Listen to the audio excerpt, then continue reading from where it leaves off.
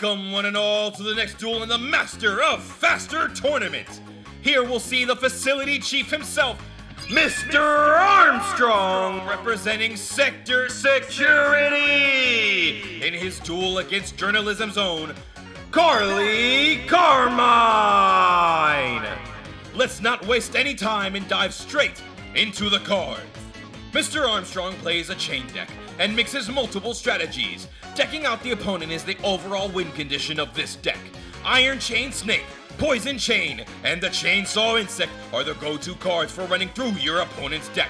But his ace monster, Iron Chain Dragon, has the ability to mill 3 as well, whenever it inflicts damage. Some of his cards also revolve around dealing mild effect damage. The main cards to look out for being Paralyzing Chain, chipping away at your opponent for every time that they have to mill, and the Dark Room of Nightmare, which stacks effect damage every time you manage to deal some. The extra deck brings the Unchained deck on board, who destroys Armstrong's own cards to get off special summons and snatch an opponent's monster for a link summon. Loop of Destruction perfectly blends this card destruction with the burn side of his deck while allowing him to clear cards off of his opponent's field. This deck can definitely take you by surprise when it gets rolling. Now, let's see his opponent. While Armstrong's deck can catch you by surprise, Carly's deck is a surprise. Not only does she run a 50-card deck with little to no such ability, but she combines her standard and Dark Signer decks. The Fortune Fairies summon themselves when you draw them and have various effects based on how much luck the fairy is supposed to represent metaphorically. Their only real combo is a Miracle Stone, which can boost all the spellcaster's attack per Fortune Fairy on the field, but you can only control one Miracle Stone at a time. The Fortune Ladies, on the other hand, increase their stats and level every one of Carly's turns if they stick around. They use a unique mechanic of banishing themselves with their spell and trap support to avoid effects and have moments where they can tap into enormous amounts of draw power, so they can function as a core to turbo the deck, but there is no clear win condition. It will be fascinating to see how these two decks are against each other, so let's get into the action! Ready, set, duel! In the first duel between Armstrong and Carly, Mr. Armstrong is going to be going first. He's gonna summon the impressively high attack possessing monster, Chainsaw Insect, with 2,400 points to its name. However, the downside to this, aside from having 0 defense, is that at the end of the damage step after it battles anybody, Carly will get to draw a card, and with no other cards to protect it, Armstrong will end his turn there. Carly sets a card before she summons the Fortune Lady Water, who draws a card for Carly for every single differently named Fortune Lady on her side of the field. Then she'll set another card before ending her turn with the 1,200 attack monster in attack mode. To start Armstrong's second turn, he activates the Dark Room of Nightmare, so that anytime he manages to deal effect damage, Carly will take an additional 300 points. Then, from the hand, he activates the effect of the Unchained Twins Aruha, who destroys one of Armstrong's own cards on his field in order to special summon itself, and he'll destroy his own Chainsaw Insect for this weaker monster. But by destroying a card on his side of the field, he activates the ability of the Abominable Unchained Soul, summoning itself from the hand during either player's turn with a massive 3,000 attack points. And when it gets special summoned, Armstrong can discard one card from the hand in order to destroy one other card on the field. So by ditching the Iron Chain Coil monster, he can destroy the Fortune Lady Water, and then normal summon the Iron Chain Repairman before moving into battle successfully, attacking 3 times in a row, leaving Carly with a pathetic 1,900 life points before going into his main phase 2, and using his 2 Unchained monsters, he link summons the Unchained Soul of Rage. While this is A, singular monster, and B, a significantly weaker monster than Abominable, its 1,800 points are nothing to scoff at, as during Carly's turn, Unchained Soul of Rage can take a monster that was special summoned on her side of the field and use the 2 of them for a link summon of another Unchained card. So Carly has to find a way to beat over this 1,800 beat stick with a deck with very weak monsters without being able to special summon. Let's see how she's gonna handle this. At the start of her turn, she draws and reveals Fortune Fairy Sui, who special summons itself, and on its special summon, she removes from play until Carly's next turn one monster on Armstrong field. So she already got rid of the Unchained Soul of Rage, at least for the moment. During her main phase now, she sacrifices this Fortune Fairy in order to summon out the Fortune Lady Dark with 2,000 attack points, destroying over the Repairman. And with Fortune Lady Dark on the field, whenever Carly destroys a monster in battle, she gets to revive a Fortune Lady monster from the grave. So Water is back, giving Carly 2 extra cards this time. One of which is the Fortune Fairy Hikari, who summons herself and sacrifices a spellcaster on the field to summon a level 1 spellcaster from the deck. So Hikari sacrifices itself to summon a copy of the Fortune Lady Light out of the deck with 200, combining with Fortune Lady Water for a combined total of 1,400 damage. Not a lot, but the field definitely has shifted control to Carly's side. Armstrong's turn, he top decks another copy of the Iron Chain Repairman. An excellent card to draw here because in exchange for it attacking this turn, Iron Chain Repairman can revive an Iron Chain monster from the graveyard. So he fetches the Iron Chain Coil, the level 3 tuner monster, who will use its effect in order to permanently boost Repairman by 300 attack and defense points before Coil moves into battle attempting to destroy the Fortune Lady Light. However, Carly activates her trap card, Slip of Fortune, not only negating the attack, but removing from play the Fortune Lady until the next turn. And since Fortune Lady Light was removed by a card effect, she gets to special summon out another monster from the deck. So here comes Fortune Lady Earth with 2,400 attack points, and Armstrong has to end his turn there.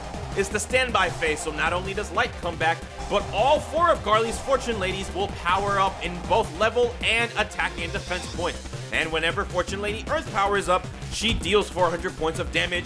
And finally, after all that is said and done, Unchained Soul returns to the field. And on the normal summon of another Fortune Lady Light, Unchained Soul of Rage will activate its effect in order to take the Fortune Lady Earth and link summon the Unchained Soul of Anguish with its own 2,400 point stat line. Carly responds with the quick play spell that she had set down on her field, Time Passage, increasing the level of a Fortune Lady by 3. In this case, Lady Dark will then boost her own attack and defense by 400 per, for a grand total of 3,600 attack points, beating over easily the Unchained Soul of Anguish, as Armstrong has no other Unchained Soul monsters that he can go into. And since the Fortune Lady destroyed a monster by battle, she gets to bring back another Fortune Lady from the grave. So say hello to Earth again as Armstrong recovers a feed from the grave to the hand. Fortune Lady Earth will attack and destroy the Iron Chain Coil. And since a monster was destroyed, Abominable Unchained Soul special summons itself from the hand. Then, Repairman will be destroyed in battle, and Carly ends her turn after switching one Fortune Lady Light into defense mode. Armstrong has the strongest monster on the field, but how far will that get him? And apparently not very far at all, because he completely misses the wide open 200 attack point monster and swings for the wrong thing, so Carly survives this turn. I have no idea how he misplayed that, but he did so terribly. At the start of Carly's turn, Armstrong activates the Fiendish Chain Trap card, which will negate one monster's effects on the field as long as it's face up, and also prevent it from attacking or being able to be tributed. However, this doesn't stop all of Carly's other monsters from being able to level up, so they do. But with no play at the moment, she switches all of her monsters into defense mode and passes her turn. Armstrong has no play, so he destroys the Fortune Lady Water and ends his turn. And after all the Fortune Ladies are done upgrading themselves, Carly will activate the Fortune Vision spell card in order to add any Fortune Lady card to her hand. Then she adds and activates the Fortune Lady Calling spell card to summon any Fortune Lady monster from the deck with a different name than the ones that are already on the field. So we see her summon forth the Fortune Lady Pass level 1 tuner monster before switching monsters into attack mode and using most of her field for the synchro summon of Arcanite Magician. But don't be fooled by its 400 attack stat line, because on its synchro summon it gives itself 2 spell counters, and for every single spell counter that it has, it gains 1,000 attack. But that's not all, because by removing a spell counter, Carly can destroy any card on the field, So Abominable Unchained Soul has been destroyed. Carly will then activate the Lucky Lone spell card after summoning the Fortune Fairy Hue to summon from the deck Fortune Lady Fire. And with all of these monsters together, powered up by 500 points with the Miracle Stone spell card, Carly can attack directly for game. So this duel will go to her. Round 2, and Armstrong has selected Carly go first. She'll normal summon the monster that won it all for her, the Fortune Lady Past, and the spell card that helped her get there, Fortune Lady Calling, gets activated, summoning out from the deck the Fortune Lady Water to draw 2 cards on the very first turn of the duel before setting 2 more cards and passing her turn. What amazing card advantage, while Armstrong does the infamous T-set pass that we've seen so many times in this tournament already. Both of the Fortune Ladies are going to power up, so Fortune Lady Pass is now a level 2 tuner monster. The water gets sacrificed to tribute summon Fortune Lady Dark, and Fortune Lady Pass will activate her effect. By banishing any number of Fortune Ladies from the hand and or graveyard, she can increase or decrease a Fortune Lady monster's level by the number of monsters that were banished. So she banishes the water from the grave and the earth from the hand in order to increase Dark by 2 to a level 7 with 2,800 attack. And by having banished monsters, Fortune's Future can be activated. A spell card that will return a banished Fortune Lady into the graveyard and then draw 2 cards.